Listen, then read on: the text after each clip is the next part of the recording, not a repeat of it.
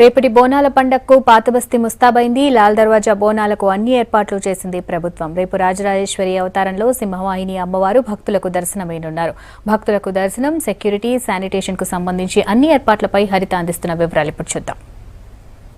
బోనాల జాతరను చాలా ఘనంగా జరుపుకుంటున్నారు నగరవాసులు. గోల్కొండ అనంతరం సికింద్రాబాద్ ఉజ్జయిని మహంకాళి జాతరను కూడా చాలా ప్రతిష్టాత్మకంగా తీసుకున్న ప్రభుత్వం మరి ఈ ఏడాది లాల్ దర్వాజా బోనాలను కూడా అదే విధంగా నిర్వహించబోతోంది.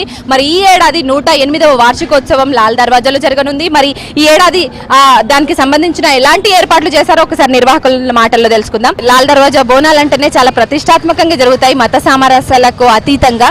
మరి ఈ ఏడాది ఎంతమంది భక్తులు రేపటి దర్శనార్థం అమ్మవారికి దగ్గరికి వచ్చేయనున్నారు, వాళ్ళకి సంబంధించి ఎలాంటి ఏర్పాట్లు చేశారు? 108వ వార్షికోత్సవం అత్యంత వైభవంగా ప్రతిష్టాత్మకంగా నిర్వహిస్తూ ఉన్నాము. ఇట్టి ఈ కార్యక్రమానికి ప్రభుత్వం పక్షాన అన్ని ఏర్పాట్లు చేసి ఉన్నారు. మంచినీళ్ళే కానివ్వండి, ప్రసాద వితరణ కానివ్వండి, ఆడవాళ్లకు మగవాళ్లకు సపరేట్ క్యూ లైనే కాదు, ఇంకెన్నో సదుపాయాలు సమకూర్చారు. ఇట్టి ఈ కార్యక్రమానికి ముఖ్యులు, రాజకీయ నాయకులు, పుర ప్రముఖులు ఎంతోమంది విచ్చేస్తారు. దాదాపు ఆదివారం సోమవారం కలిపి 10 లక్షల మంది హాజరవుతారు. ఇట్టి 10 లక్షల మందికి దర్శనం చేయించడానికి సమాయత్తమై ఉన్నాము. పిఏపీలు ఎవరెవరు వచ్చే అవకాశాలు ఉన్నాయి? మీరు ఎవరెవరికి ఆహ్వానాలు పంపారు?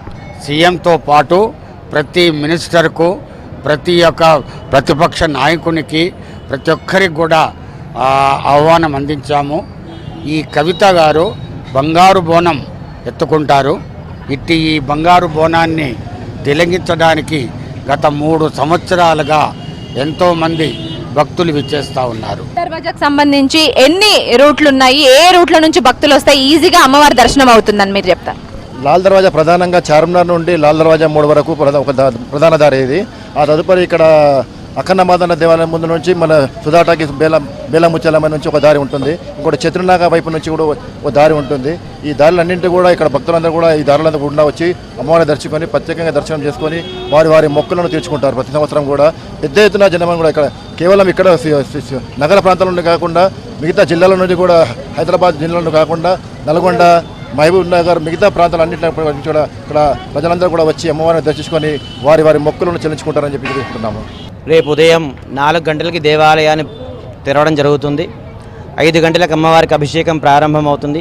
అభిషేకంలో అమ్మవారికి అత్యంత విలువైనటువంటి వస్తువులతోని అభిషేకం నిర్వహిస్తారు. అమ్మవారికి అభిషేకం కాగానే మొదటి బోనం సమర్పించి ఆ తర్వాత భక్తులందరూ కూడా, అంటే దేవాలయం తరపు నుంచి మొదటి బోనం సమర్పిస్తారు. తర్వాత భక్తులందరూ వారి ఇళ్ళ నుంచి నైవేద్యాలు తీసుకుని వచ్చి అమ్మవారికి బోనంగా సమర్పించడం జరుగుతూ ఉంటుంది. అమ్మవారికి సాయంకాలం 6 గంటల వరకు బోనాలు సమర్పిస్తారు. తర్వాత సాయంకాలం 7 గంటలకి అమ్మవారికి శాంతి కళ్యాణోత్సవం నిర్వహిస్తారు.